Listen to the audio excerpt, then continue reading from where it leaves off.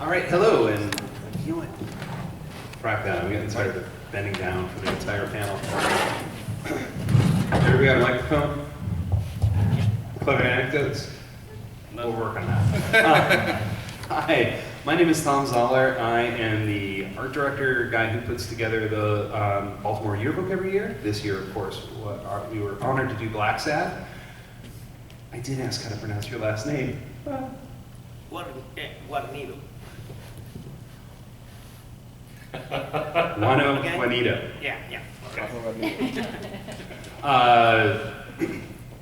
Yeah, we were very lucky to have it. It came about at a little late in the game. Sometimes we know an entire year before who we're going to have. Sometimes we know a little closer to the deadline. In previous years, with Baltimore Comic-Con being in September, the deadline for artists to turn in their piece was Comic-Con in San Diego. And that was really hard to get people to do because they were at Comic-Con in San Diego. This year we were able to move back a little further, which was fantastic in terms of production. These are the things that particularly concern me. I do want to say there's a piece that I think we'll try to put on the website. I'm going to show it. Gus Vasquez did a wonderful piece for the book, and I managed to not get it in there. I'm horrified by this. The only thing that makes me feel better is that this is like our 8th yearbook, and this is the first time this error has ever happened. And I think it's because I was building the yearbook at a convention in Toronto and then finishing off in Ohio, and files didn't make it exactly where they were supposed to. So I'm going to go through and Juanjo, what did you think when you were asked if we could do the yearbook? Did you have had you known about the Baltimore yearbooks before? Did you? No. They told me about it at the same time as they told me, and they want to do it with Blacksad this year. I said, okay. So I was overwhelmed and very honored. We talked in Toronto about the book, and I thought you were exceptionally brave because you said, I want to see the book after it's done. And you're the first artist to do that, because most people want to see it and approve things along the way, and you wanted to be surprised. I am surprised that other authors don't want to have the surprise to see, but actually also to give the total freedom to the creators to do whatever they want. I don't see myself at any point like asking somebody to change something. Oh, I don't like it. You change this or that. You add whiskers.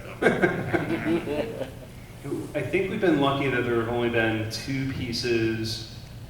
No, there have been 3 pieces that we've had to reject over the lifetime of the book. A couple of them were for content based on the creator who owned the property. Archie had. They were much better to work with than I was afraid that working with Archie was going to be very difficult. They were actually fantastic. And there was only 2 pieces they said, those are a little too far for us if you could not do those. And there was one where somebody sent in a piece and didn't realize it was based on an existing thing like Blacksad. So he sent us a piece, and I'm looking at this and I don't see any Blacksad characters in there. I don't think we can use this. Oh, I didn't know it had Blacksad. I'm like, gotta read those things. But yeah, we've been incredibly fortunate on that.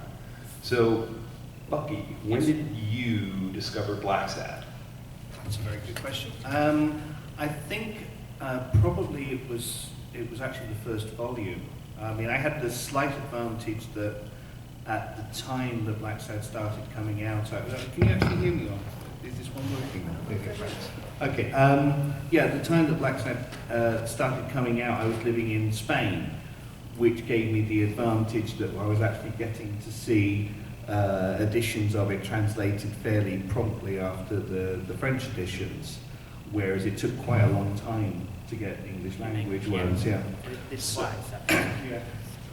So that was great, and I remember. I think was it Barcelona, Con? I met you at? I'm trying to remember because you had an exhibition at one of the Spanish shows.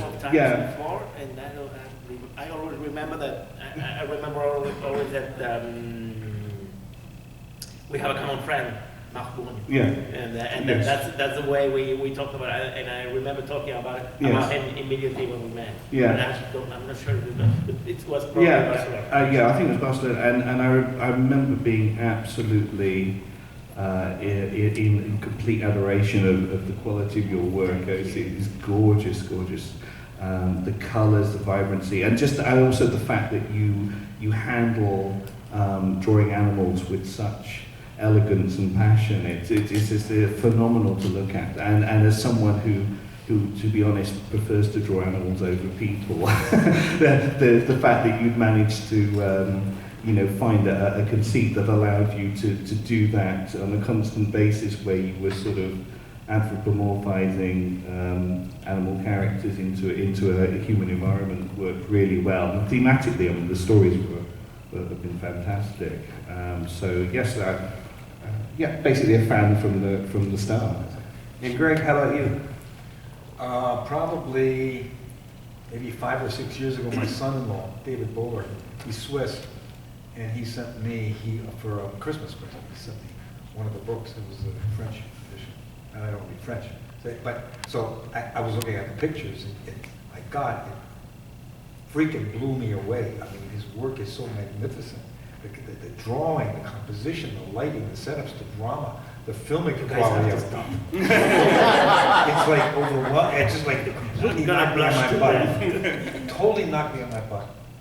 And when we finally met him, he's a freaking incredible human being on top of it. You know what I'm saying? So it's like maybe 5 or 6 years ago. Okay. And so I've been a nut ever since then. Well, for me, a friend of mine, Jeremy Gale, introduced me to it, and I went, "This is all right." Does that make you feel better? Am I toning it down? Yeah, it's like, this is adequate. I mean, it's not ponies or anything, but no, it was gorgeous, and I read through it, and I loved it. And then I asked Jeremy where the next one was. He says, "Oh, it's not out yet." I'm like,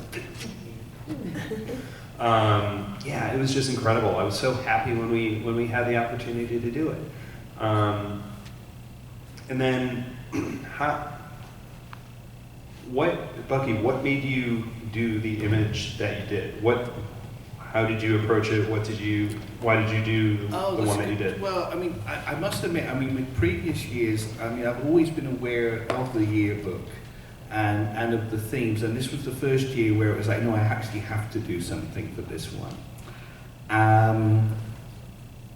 And I think the problem for me is that, the idea is that you use creator-owned characters of your own to combine with whatever the thematic character of the year or the subject matter of the year is.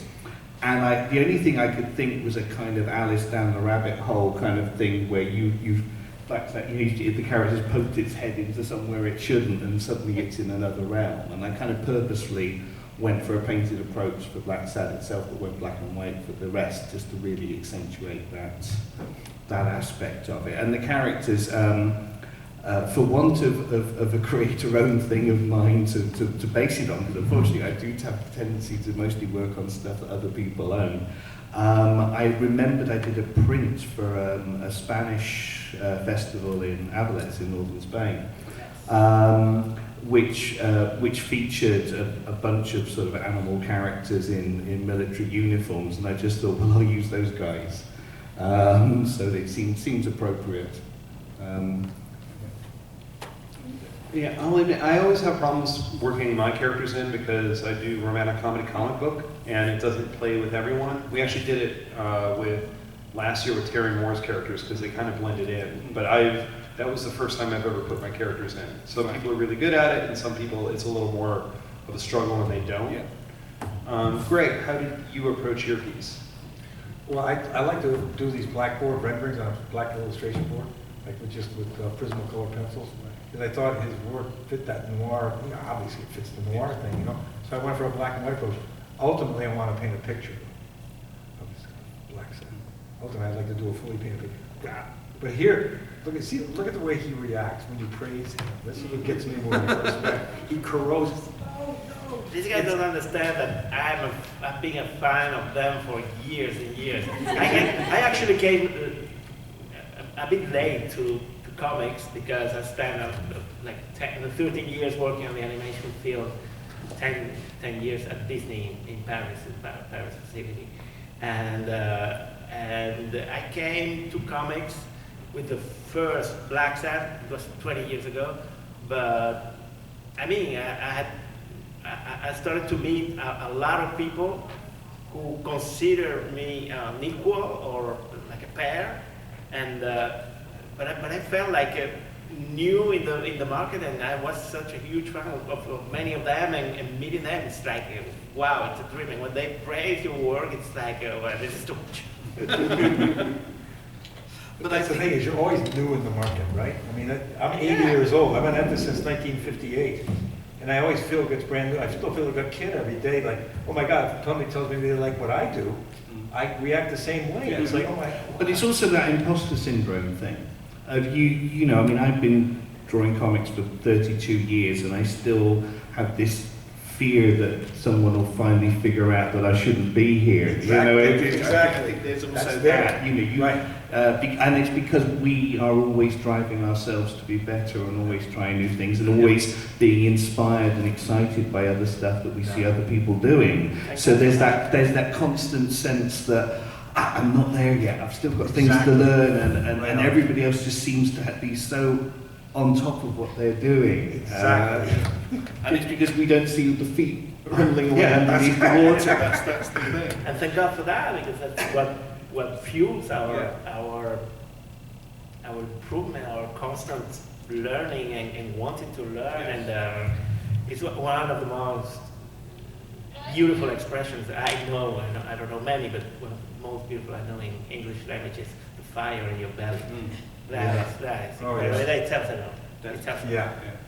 Yeah, I've come to embrace that fear, the imposter syndrome, because it means that I keep trying to get better. Yeah. If I ever get to the point where I'm like, oh, I've totally figured this out, it's over. You stop growing, you stop improving. It's why I've said I'll never get a tattoo. Because if I get one, it would have to be something I drew, and 6 months later I go, what the hell were you thinking? I can't get rid of this now. It's too much. But the obsession's there too, isn't it? It's like there's this driving, obsessive, compulsive. It runs you. You don't run it. It's that. Don't you feel that? That driving need. Totally. So you have no choice in the matter almost. We are lucky we have the choice to select the projects we working. Not all the time.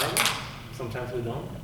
But most of the time we do, and that's fantastic. We channel all our energy on that and get into the thing that the project grows into us. I don't know if you guys feel the same.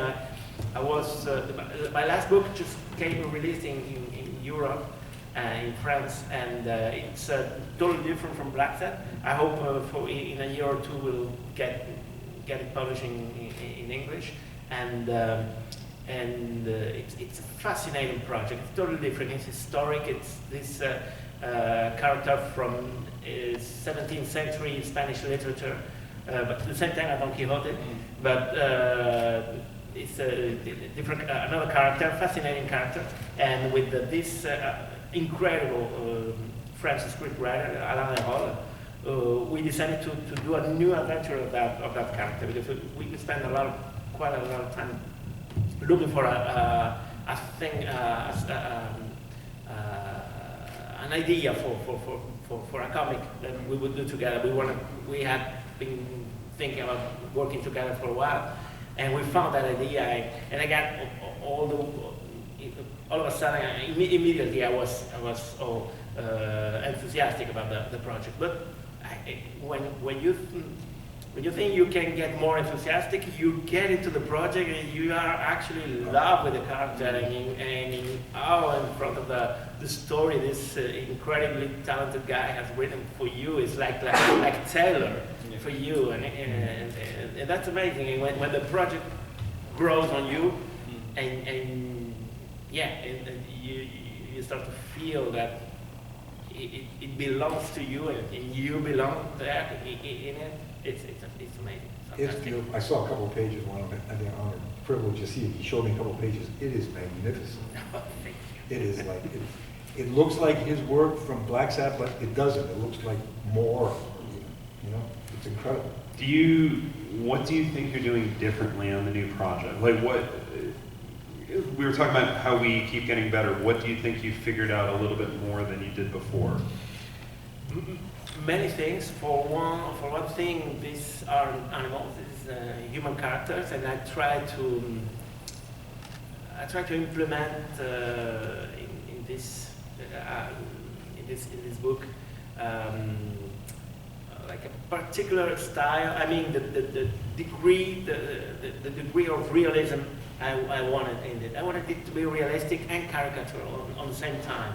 Like, and I think the perfect dosage, the perfect doses of both components are in the Disney movies from the 50s and 60s. It's that style that belongs mainly to John Lansbury and Neil Cole and Mark Davis. That perfect balance, equilibrium in between realism, realistic comprehension of anatomy and physiognomy, and the right degree of caricature and graphism. That's what I was aiming for on this. And on another page, actually another challenge for me was the landscapes, because it happens mostly in Peru, in South America. It goes from the coast to the mountains and then into the jungle, into the Amazonian jungle, and the treatment of the landscapes. Actually, I didn't have one single landscape in Blacksad till the very last volume, till Amarillo. In Amarillo, you see several landscapes, and I didn't have the time to rehearse. I didn't have the time to practice my landscape skill. I don't have many, and so I hate most of the landscapes in Fifth Blacksad.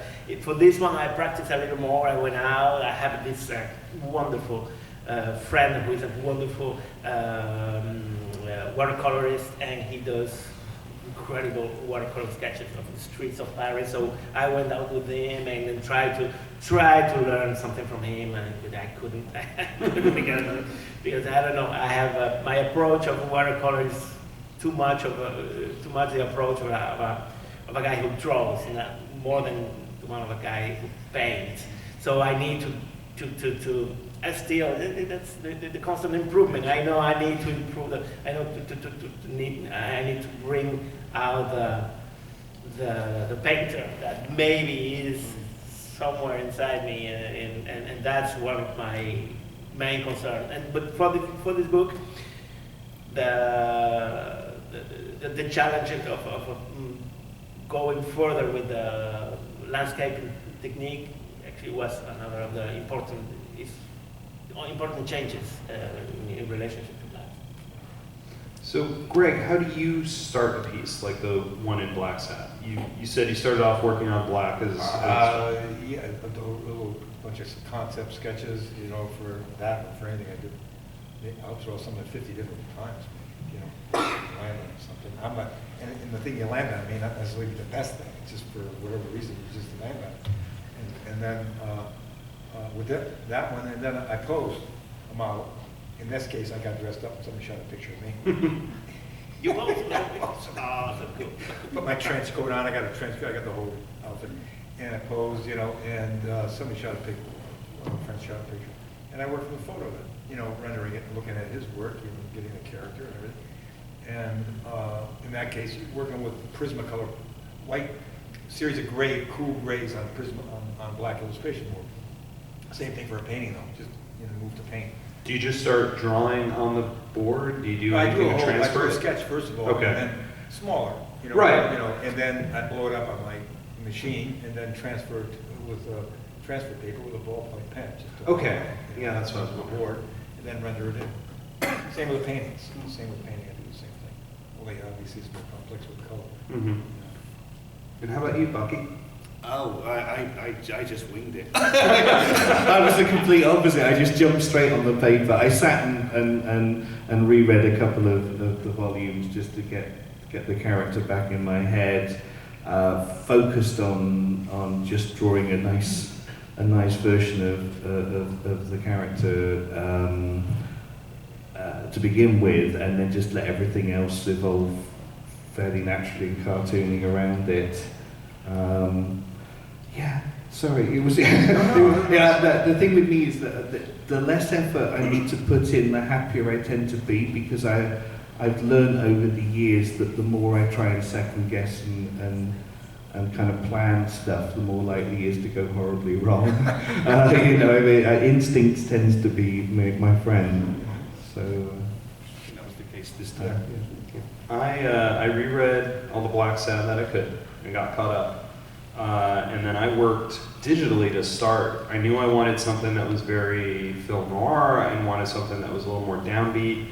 And I liked the initial story with his ex-lover, and I wanted to figure out a way to bring her in, and making her into the smoke from his cigarette seemed right, and then I wanted to light it very warmly, like it was very much like classic, well, like a color film noir, since most of that was black and white. But then I did it digitally and drew it and redrew it and redrew it and redrew it and redrew it. And I didn't photograph myself, but I have a giant mirror in my studio because I'm really good looking. But I used it to reference stuff, so I sat in my chair the way Blacksad did, and then used that, and then eventually got the pencils typed digitally, and then I printed them out on Bristol board and inked it directly on that, because there's an auction that goes along with the Blacksad book. And half the money goes to Baltimore Comic-Con, half the money goes to charity. The auction should be on Sunday, I believe. A lot of the pieces tonight. So what I said was the auction is going to be tonight. But in this room at 5. Do I know anything else about it? Okay. I so desperately need a handler. Like I just show up now and I wait for somebody in a polo shirt to tell me where to go. Yes, but the originals are all there, and it was very important to me to have an original because I wanted to have it in the book.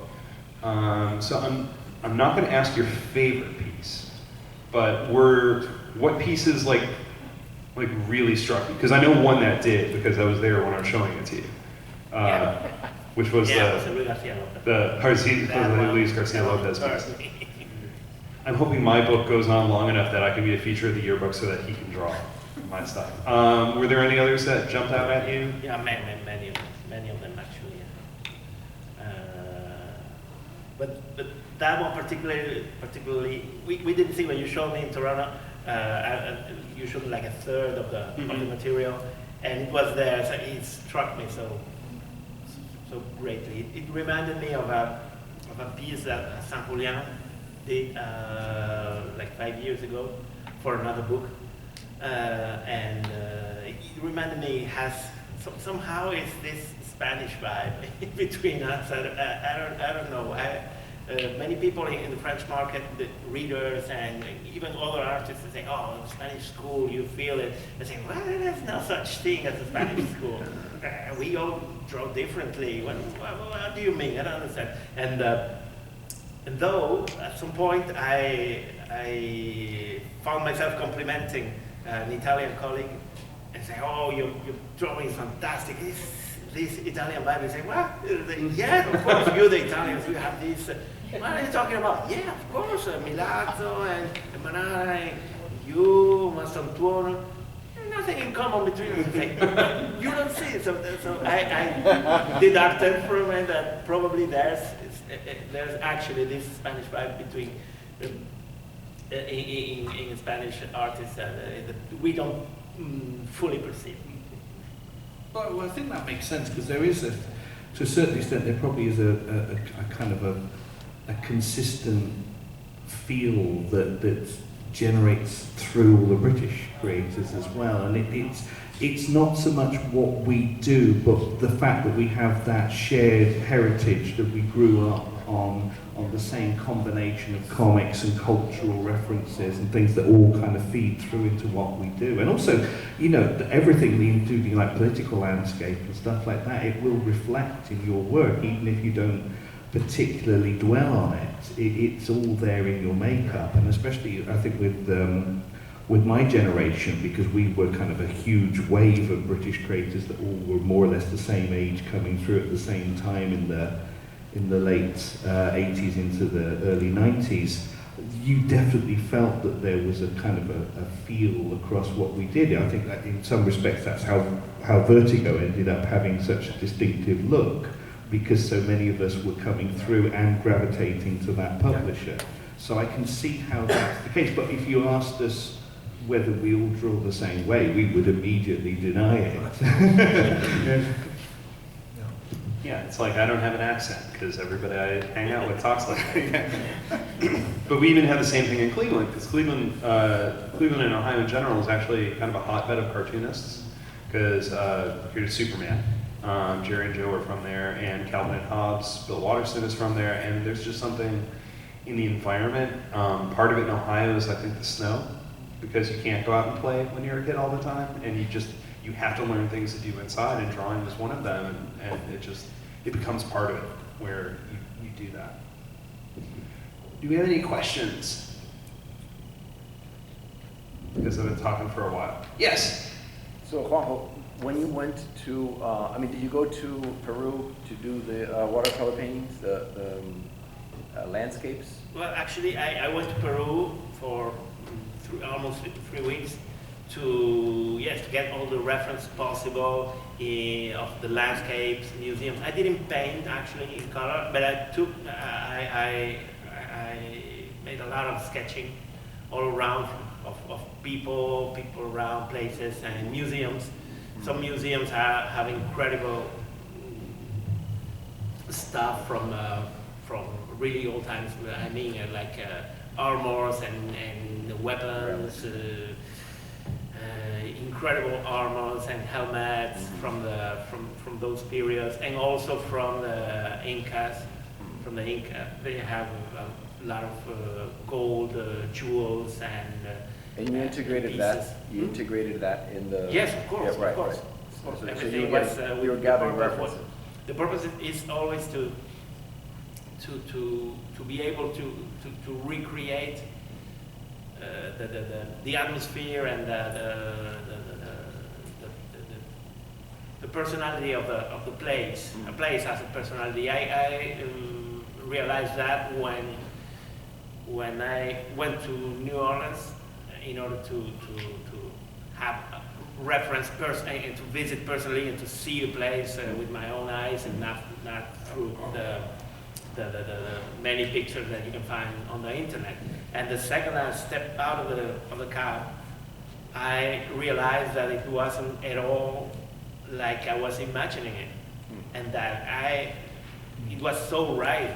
And it's so good that I was there, that I actually made the trip, and was able to see how is that place, and how the French Quarter is, and how the streets, how narrow are the streets, and how the trees in the avenues and the boulevards go over like a I don't know how you say it.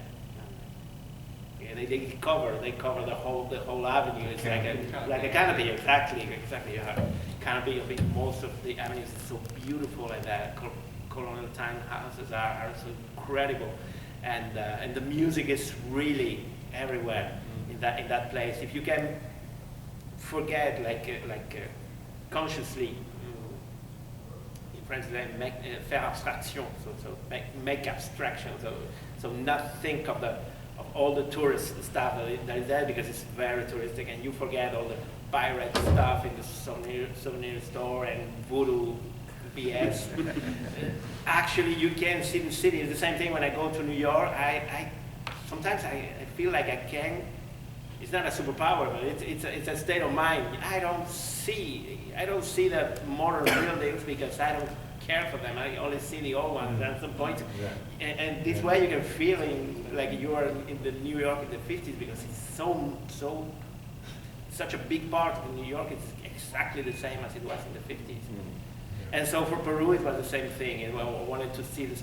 It's another thing. When you take a picture on the Grand Canyon, and you show it to your family. The Grand Canyon was incredible. Oh yes, it's beautiful. I mean, no, it's not beautiful. It's incredible. It's like the photo doesn't speak for the place. It can represent the huge space, the atmosphere, the distances that you feel. It's like watching a landscape from a plane, but your feet are on the ground. It's amazing.